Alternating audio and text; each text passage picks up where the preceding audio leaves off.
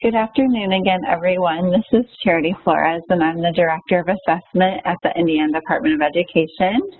Just want to take an opportunity to welcome you to our remote learners and assessment session.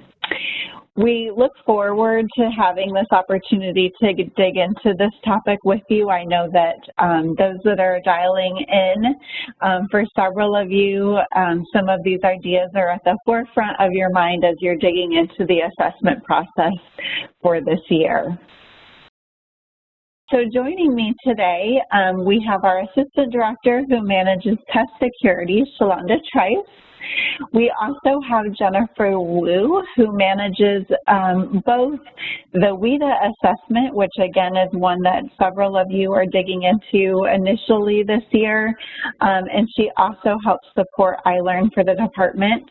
And we have Mary Williams on the line as well, and Mary helps manage our high school assessments, most specifically ISTEP, and additionally both Jennifer and Mary help with the formative assessment as well. So we tried to gather our group of individuals from the department that are really helping to guide some of these initial steps as we're digging into the complexity of this topic.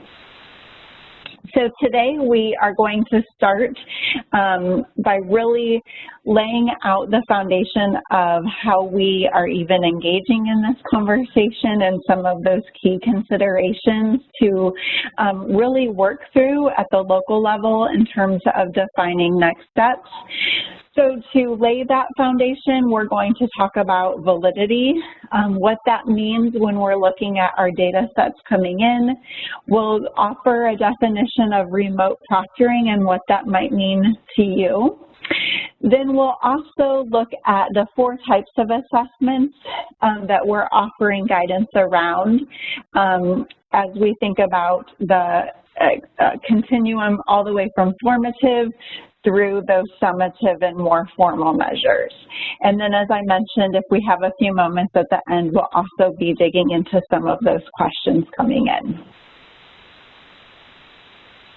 So as we look at the purpose specifically, we wanted to, again, kind of lay out this foundation for all of you to consider as we even look at what remote proctoring means. Given a lot of the complexities of policy, this is a new area for us to dig into. So we want to help formalize some of our decision-making process that's been underway at the department. We also want to actually provide that guidance to you so you know what our recommendations are in terms of how we're moving forward. And collect questions and feedback from you. So one of the things that I do want to start off by saying is, because this is such a new area for the department to dig into in terms of assessment delivery and understanding, we may not have all of the answers today. We're trying our best to be flexible as we're considering new scenarios as they may come in, and we're really leaning on our local corporations to engage with us and provide us some of that feedback, especially as you may define scenarios that we haven't quite thought of yet. So there will be a chance as we near the end of the presentation for you to offer some of those things that maybe we haven't considered yet that are worth having conversation about. And the guidance that we're really offering today is remote proctoring and assessment 1.0. We know that there will probably be 2.0 and 3.0, and we even released some additional clarification last Friday. So we're working quickly to think through these different aspects and get that information to you as quickly as possible.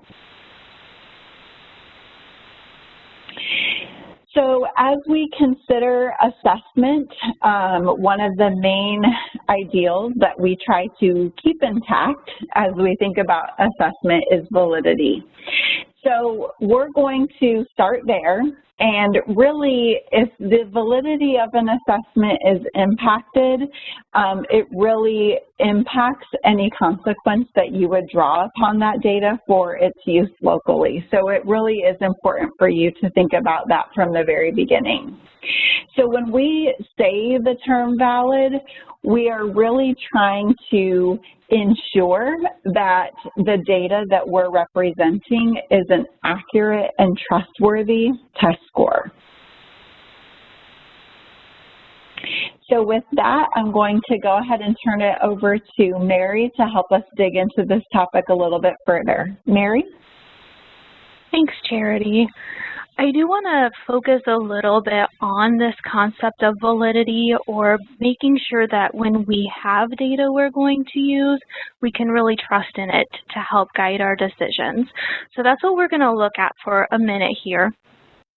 And a test is a measurement. It's just a measurement of knowledge.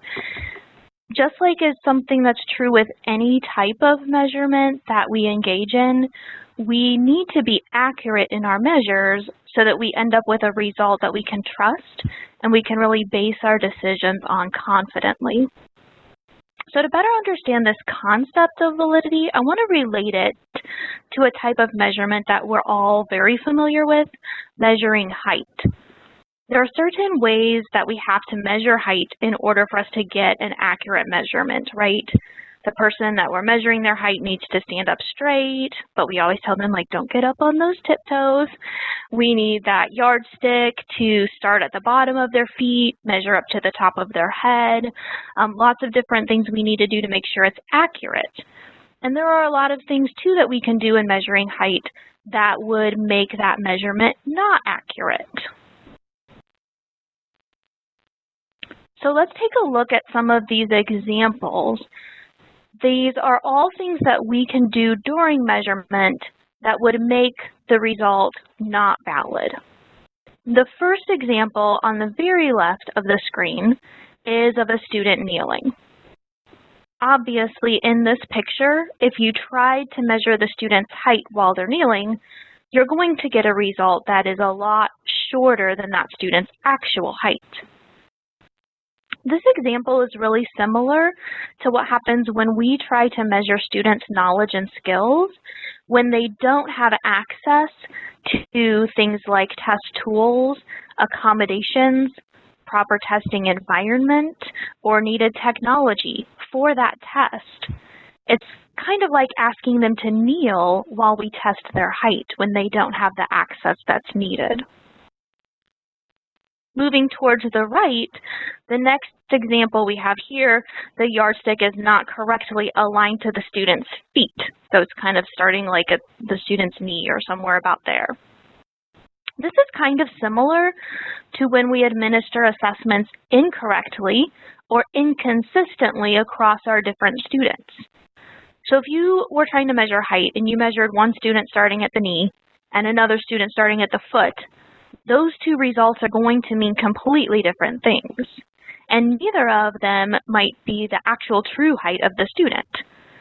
And the same thing is true if test administration procedures and protocols and those processes, if they're not correctly followed during testing, then that result that you get back might not be an accurate measure of what the student knows and can do.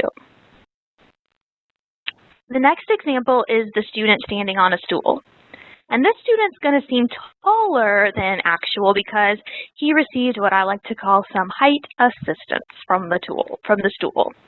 And this scenario is similar to students who might receive assistance on their assessment, either from parents or a sibling or some kind of unallowed resource like Google or Yahoo or anything like that during testing. The results may not then be a true accurate measure because assistance was provided. And then finally, we see someone trying to measure student height with a beaker, which is a tool that was never intended to measure height. And I'm not honestly even sure what kind of result you are going to get from attempting that, but this would be similar to using an assessment for a purpose not intended by the test design. The result does not have an accurate meaning.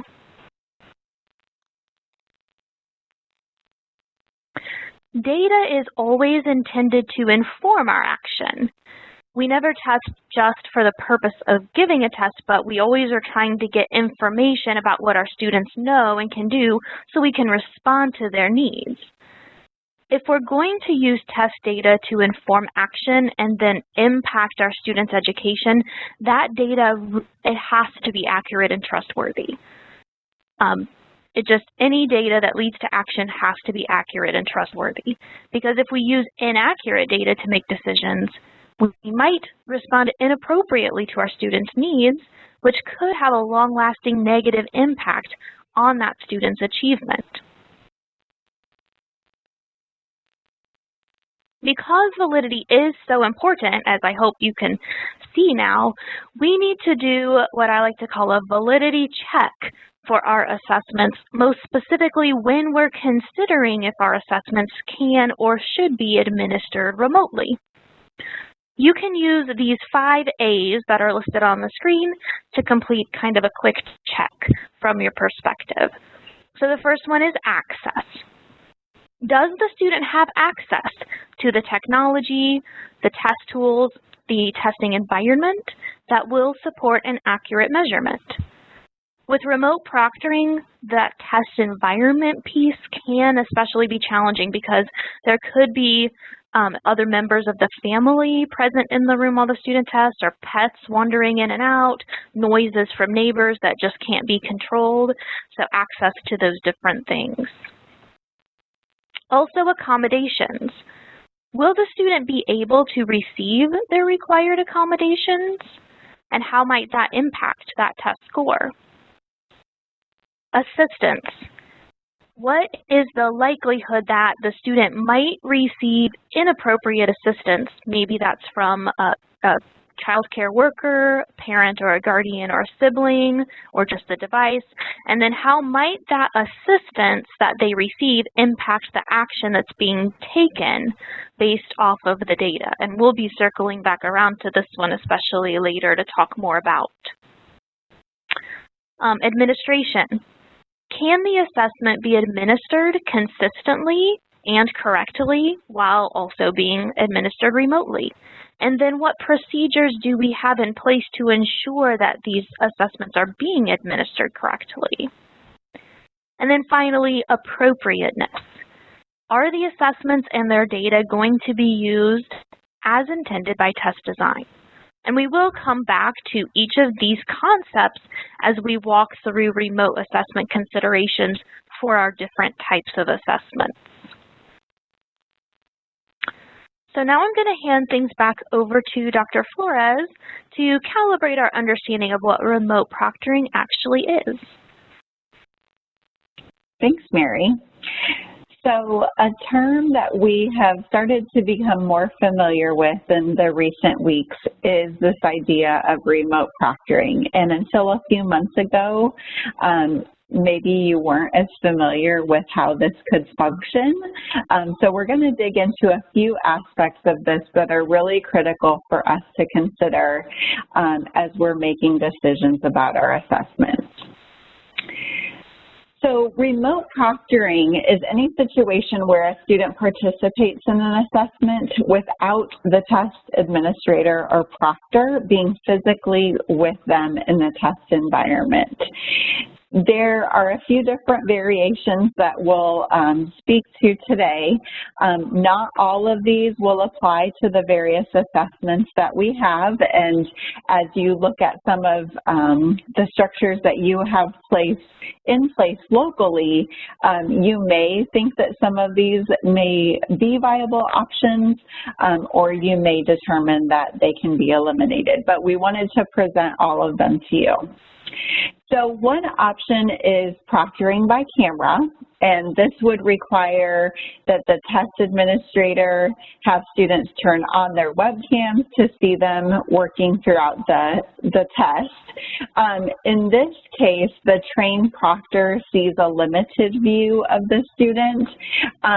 There may also be times where this could be set up with an alternative device as well, but essentially the test administrator has some sort of viewing access into the student's participation. Now, a few things to consider with this is obviously some students may or may not be as comfortable sharing their camera, and I know some of you at the local level are probably navigating some of that as well.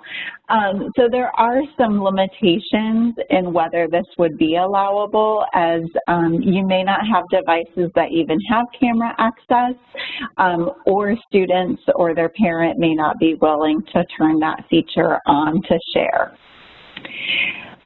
You also have the opportunity to proctor by proxy. This is where you give that proctor role to another individual. In some cases, that could be the parent or guardian.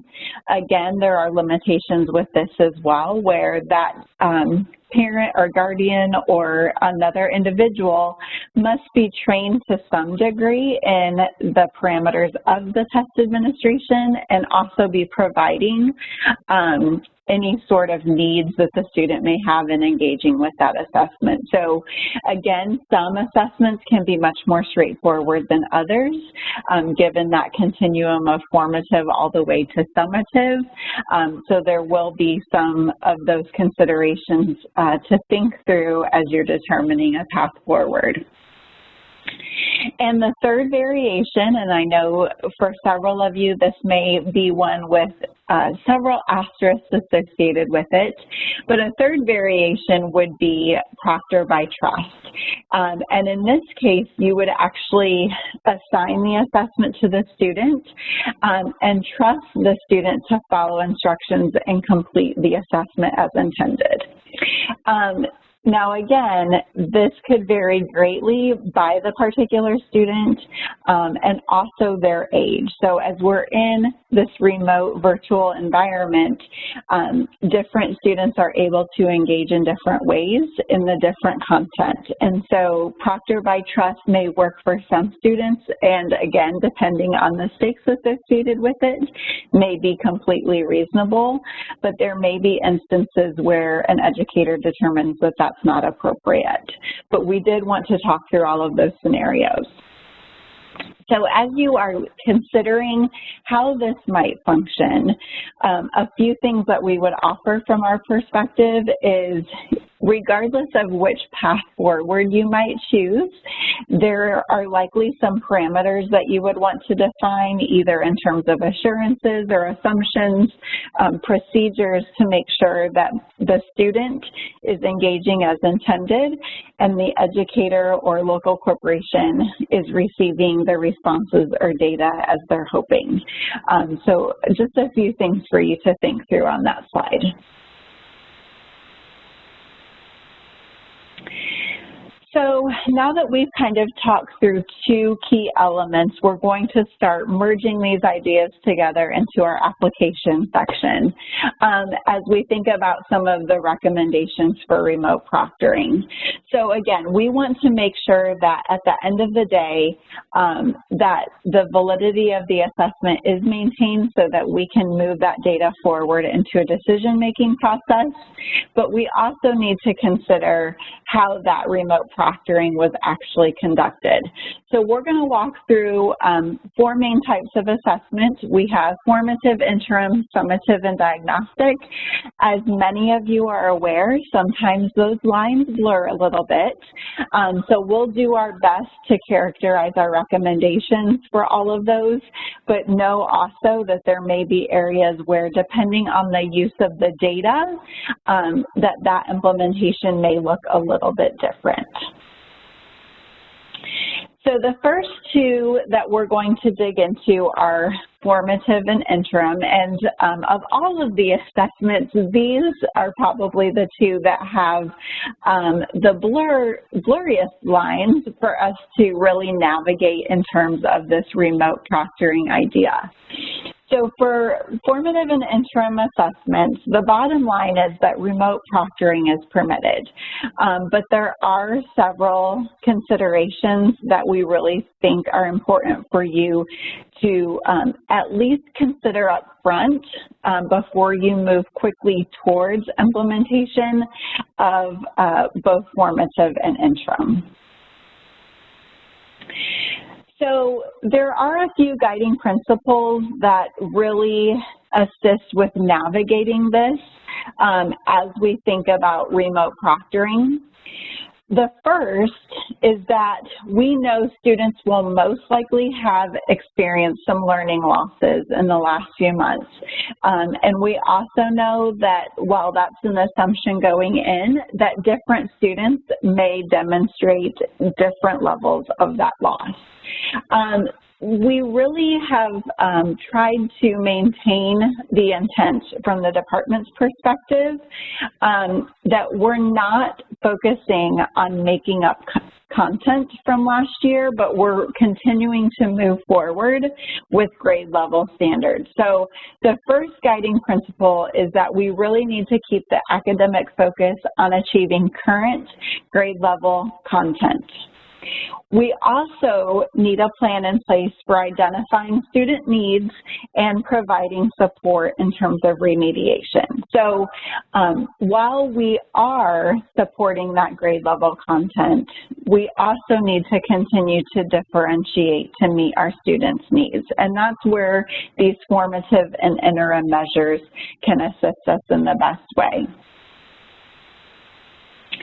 So as we think about assessment and its role in our current environment, we from the department, again, have really tried to reinforce that assessment needs to be designed to support instruction and those organizational approaches. So if there have been plans previously at a local corporation where assessment was maybe prioritized more so in some of those conversations or PLCs, we really want to make sure that there is a balance that's maintained in terms of instruction and providing that grade level content, especially for students that have been lacking over the last few months, as opposed to continuing to assess and assess and assess. So we really want to make sure that the instruction is the focus of the school year. So a lot of you may have plans around what the assessment kind of horizon may look like as you engage in the year. And what we would want to reinforce with this idea is that really those formative, shorter, briefer measures that can elicit students' current understanding should be applied to the extent possible, and large chunks of time should not necessarily be spent in formal assessment. So we want to ensure that the instruction is the focus, those lower stakes measures are the focus, and not necessarily high stakes formalized assessments.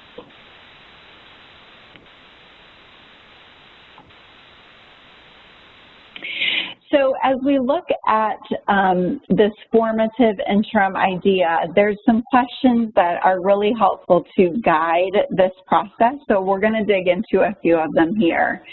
The first one is, when should I be collecting my interim and benchmark data?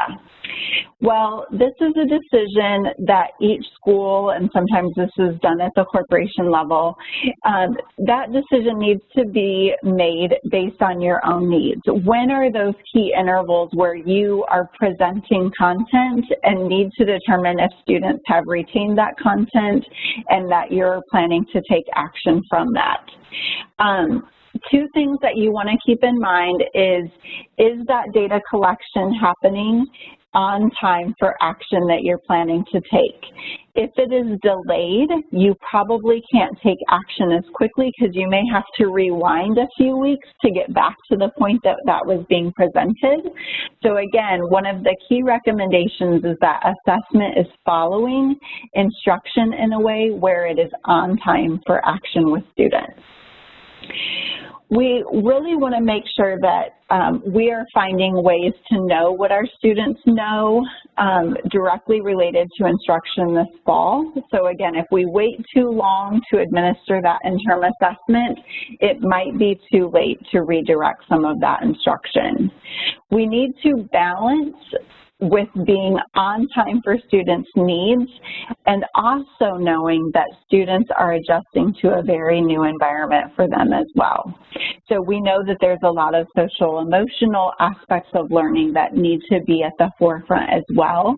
So there's always this balance of so many factors that we have to have in the forefront of our mind.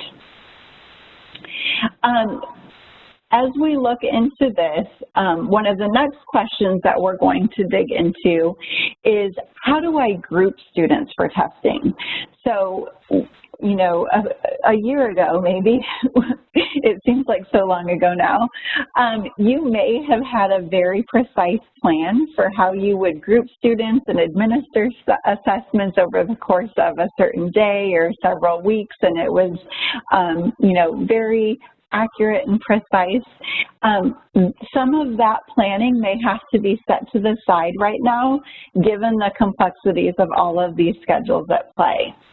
So your testing groups may look a little bit different. You're not likely going to be able to test all of your grade level at a single point in time, especially if you're considering remote proctoring and some of the things that we talked about a few slides ago. You may also have a new group of students who do not come into the building at all, and you have some that are there all day. So you also have students that are kind of spread across in some corporations, these different modes of learning. So if your provider consents, and this is a very clear indication that I want to make, not all providers may offer remote proctoring, but if your provider consents, you could actually administer the assessments in this way. And what I mean by consenting is some of the providers have they own their content. It's copyrighted and owned by them. So they have some limitations about how they want that information shared. Those are very important conversations to have and document at the beginning of the process, especially with educators in your corporation. If your provider has specific barriers or limits, that educators are aware fully of what those might be. We also know that if students are taking a test remotely, there is the chance that they could receive some sort of assistance. As Mary alluded to before, we know that sometimes there are dogs barking, we know sometimes there are interruptions, but we also know that sometimes there might be assistance of some sort, either from a parent or an older sibling. And that doesn't necessarily imply that that is an issue, because in a remote environment, we may need to be offering them some assistance in that way.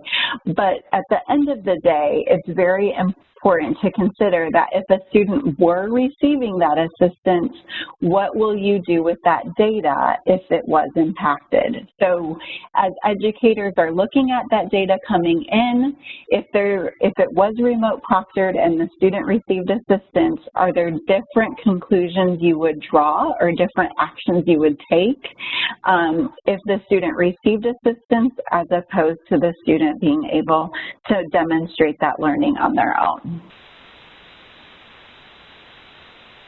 Okay, so moving on to the next question. How do I structure remote proctoring? Well, all of this can probably feel a little bit overwhelming, but we do have a few recommendations for you to consider. First, it's important to determine what type of remote proctoring will be used. So as I went back to the slide a few moments ago, we had the proctor by trust and the proctor by proxy. You do have some flexibility with how that might function, but as we mentioned, there are pros and cons associated with all of those. And at the end of the day, what's most important is for you to consider what you will do with that data. So will the teacher proctor, will a parent or guardian be involved? What kind of guidance might you need to give to them? And again, what is the potential validity risk that is associated with that? So as we move into the next slide, I know I'm covering a lot of information here, and we'll give you some time for questions at the end. This chart does show some ideas that might be helpful for you in addressing some of those validity concerns during the remote proctoring. First, we need to think about what we can do to ensure that students have access to technology, what their testing environment might be like, and the tools that are needed, especially those students that have formalized plans. It's very important that those formalized plans are still being met regardless of the environment. You might be able to create an environment checklist to remind students what kind of testing room environment is ideal, and include that with information that's provided either to parents or those at home to assist with. It could include things like asking the sibling to leave the room, keeping the pets out, turning off music, and sitting at a table or desk. A technology checklist might also be a recommendation to consider. Specifically, what would they need to have access to? What features do they need to turn on? What other things do they need to have in the room? Again, as you think about those students with formalized plans, being as precise and specific as possible in order to meet that student's needs.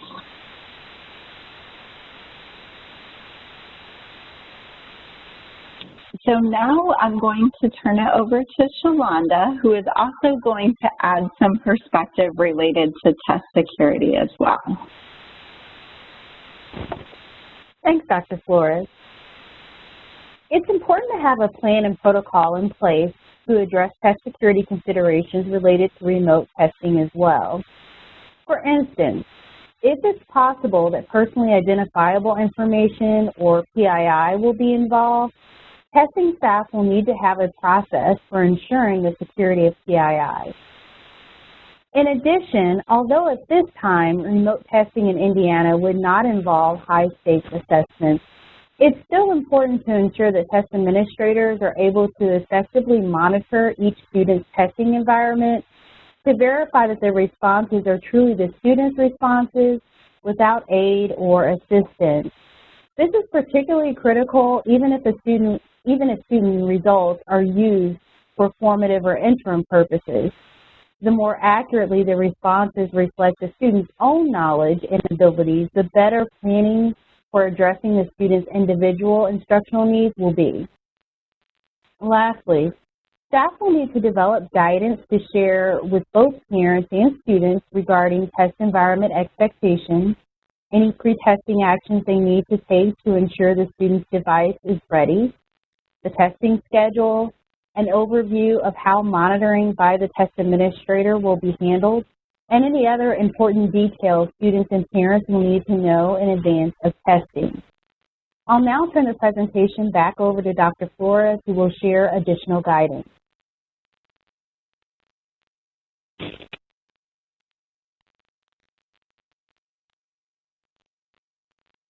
Oh, I was on mute, so let me start that section over. So the next guidance that we want to offer again is to reinforce a few points that came up earlier in the presentation.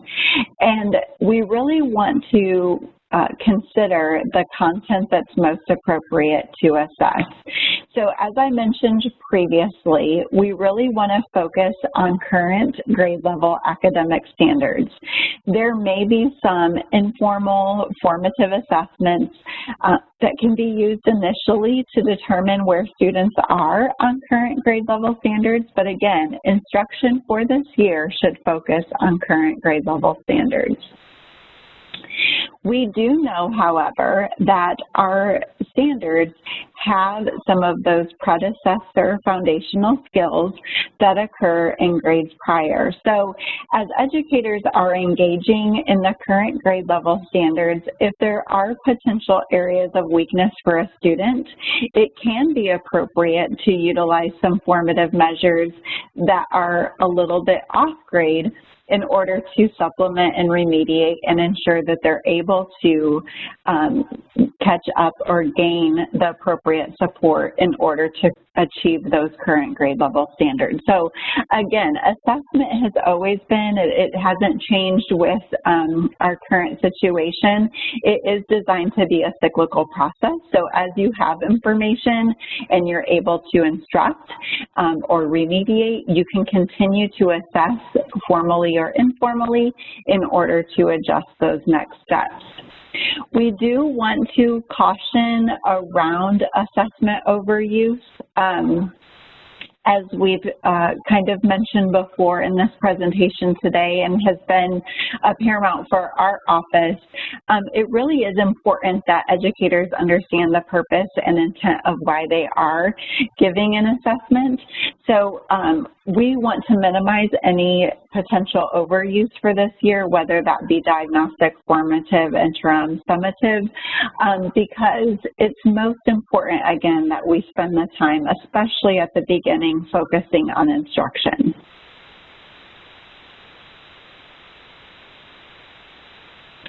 And the last point that I want to touch on in this section is really related to this idea of proficiency and growth. And I think that sometimes, again, these waters can be a little bit muddy about when you use which type of measure and what that might really mean. But typically, proficiency is closely related to a criterion referenced assessment where we are trying to determine if a student has attained current grade level standards. So as we work through this with an educator, if the educator's intent is to know if a student has met the grade level standards, they are wanting to use a criterion referenced measure. That will tell them if the student has met those standards. Criterion reference does not have to necessarily be a formal interim or summative assessment. Again, criterion reference is purely reflective of an assessment that is evaluating Indiana academic standards in our cases. Now, in terms of growth, growth is intended to show a student's improvement or progress over time. So this is calculated a little bit differently than proficiency, and it usually takes into account also a student's peer group. So I know different providers offer both types of these measures, and they're represented in different ways, and they both can provide really helpful information. But again, at the end of the day, if you're trying to determine if the student is meeting current grade level standards, educators should be checking for proficiency. If the intent is to determine that a student is making progress over time, whether that progress be within the grade level standards or not, that measure is more closely aligned to growth. So now we're going to move into our summative and diagnostic assessments. And the guidance that we have here is probably a little bit more specific, and the line is probably not as blurry as we've just navigated with our formative and interim assessments. So with formative and interim, at the end of the day, if you take nothing else away from this, it's most important for you to think about the purpose and use of the assessment, and that will drive whether remote proctoring is appropriate. If it is high stakes for students, it is less likely that remote proctoring is a good alternative. If it is low stakes for students, meaning that that data is purely going to drive instructional next steps, then remote proctoring may be a great option. So summative and diagnostic assessments, and this includes screeners, the level 2 screeners specifically, as we think about dyslexia. These are associated with high stakes for students, and sometimes they are associated with high stakes for schools and corporations as well. So in these cases, it is essential that the validity of the assessment is maintained because of all of those factors that are so closely tied to the summative assessments. So in these cases, remote proctoring is not an allowable scenario. So if we do not have accurate data as a result of these assessments, it really would be a disservice not only to our students, but to educators and other decision makers that will be looking at that data as well. So as I mentioned at the very beginning, we are right now in the midst of trying to formalize more and more specific guidance in this area as we think about ways that this may work and ways that it needs to be still more limited. So we've offered just a few things to start the conversation today. Since summative and diagnostic assessments are not permitted to be administered remotely, we're going to talk about some of these tips for you to consider. The first thing that I will say is we've had one of these sessions and people had great ideas on that one. I'm leaning on all of you to have some more great ideas for us today. These 4 boxes are not exhaustive of all of the scenarios that may exist out there for how this might work, but these are a few ideas that you can have in your back pocket. So one idea is that you could bring students on site one at a time or in small groups for test administration. Again, you may have a very small population in some cases that are remote or virtual, and so for some of you this may be an alternative. You may be able to schedule tests in a way that your remote learners are coming in at different times than your on-site learners. One option that we haven't really pushed to a great degree previously, but definitely is one that we can entertain, is even utilizing some of the evenings and weekends. The one caveat that I will say to all of you is if you are planning to utilize some of those evening or weekend hours, currently the help desk and support is more limited at that time frame. So if you know that you will have a large population of students potentially testing during those time frames, to please reach out to us so that we can ensure that we've had conversations and provide some level of support for you at that time. Another alternative is potentially using the homebound student protocol. So we have previously had students that, because of circumstance, participated in our state assessments from home. That is still an option to consider, and for some of your students that might be a viable one to pursue. And then one other area that we've been looking into is, I know that we've often been very prescriptive in our guidance for when tests might have to be offered and what that looks like in terms of a testing schedule. We are open to considering some alternatives with that process as well. So again, we're going to put up a link, if it hasn't been shared already, for you all to give us some additional ideas that we can share. As I mentioned, we're going to have several rounds of guidance and updates coming out. So if we have some vetted scenarios that we believe are reasonable as well, we might use some of yours that you're handing off to us as potential ideas to give others some of that same brainstorming as we're all trying to navigate some of these waters together. So with that, I'm going to hand it over to Jennifer Wu. We actually have had some pretty recent guidance with WIDA over the last few weeks. This has been one of our first assessments out in front in this environment. So Jennifer, do you want to go ahead and give them the updates that we have so far on that? Yep. Good afternoon, everyone. Per ESSA, the English learner identification and placement process must be completed within the first 30 calendar days of the start of the school year. Because this is a federal requirement, IDOE is unable to provide flexibility to the identification and placement timeline. WIDA placement assessments, which include the kindergarten WAPT and WIDA screener, cannot be administered remotely. IDOE released guidance for schools with students who are receiving all instruction remotely, which I have outlined on this screen here. Schools should attempt to schedule in-person, on-site, one-on-one administration of placement assessments for eligible students to the extent possible. For students who are unable to come to the school, attempts to schedule in-person, off-site testing should be made. Off-site testing may take place in or near a student's home or in a public space, as long as an appropriate test environment can be provided. Paper testing can be requested if there are internet connectivity concerns at the off-site testing location. Schools should document all attempts to schedule in-person test administrations, whether it's on-site or off-site, with a student. For in-person test administrations, schools must follow local health department guidelines. Some safety considerations include, but are not limited to, implementing social distancing practices, wearing masks, and using a divider between the test administrator and student.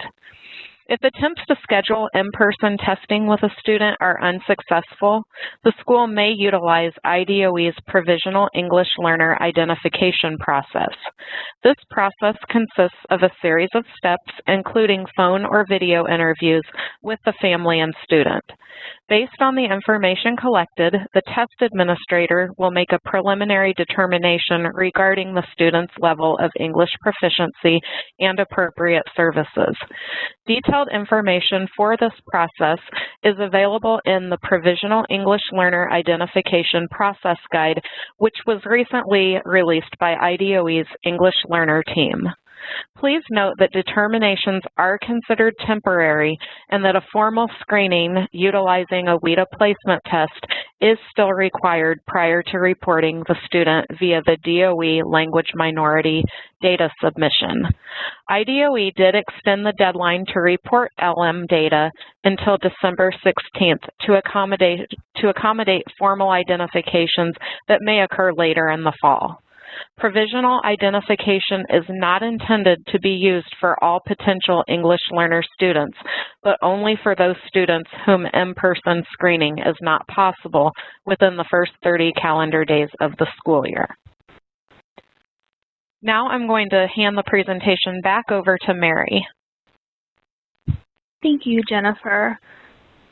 We're going to kind of wrap things up, and I just wanted to share some thoughts in closing to pull together some of these ideas. We've gone through a lot of information rather quickly this afternoon, and I think we just want to consider how all of the guidance that we've shared here is intended to support a balance. We want to consider that balance between understanding the needs of our remote learners and also supporting that need for accurate and trustworthy data that can accurately inform the actions that we're taking. And like Dr. Flores shared earlier, it's really important to think about how that data is going to be used at the end of the day. What are we going to do with it? What action is associated with it, or what stakes are associated with that data? And how a remote administration of that assessment might change either how valid that data is, how much we can trust that data, or how we can use it to inform our action. So as we come to a close, Dr. Flores shared earlier that we wanted to collect your thoughts and scenarios, and we do want to take some time to do that today. As she shared when we started our presentation, we may not have all the answers. In fact, I feel like I could probably confidently say we won't have every answer right now. This is just as new to us as it is to all of you, but we are very committed to creating guidance that will help support all the different situations that are out there. So if you navigate to the chat box now, you will see a Google Forms link that's posted, and you are welcome to, if you have a quick comment or a question or clarification, to go ahead and post that in the chat, and we'll see if we can answer them now. Like I said, we may not have all the answers. And you're also welcome to submit thoughts, questions, scenarios, ideas, anything related to this conversation in that Google Forms link that's in the chat.